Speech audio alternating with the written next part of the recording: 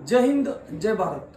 विद्यार्थी मित्रांनो, SSC GD 2024 जे विद्यार्थी फिजिकलसाठी क्वालिफाय झालेले आहेत असे विद्यार्थ्यांचे ॲडमिट कार्ड वेबसाईटवरती अपलोड झालेले आहेत. तुम्ही ते डाउनलोड करून घ्या आणि पहिल्यांदाच SSC GD PST PET DV आणि मेडिकल हे सर्व एकत्र करणार आहेत.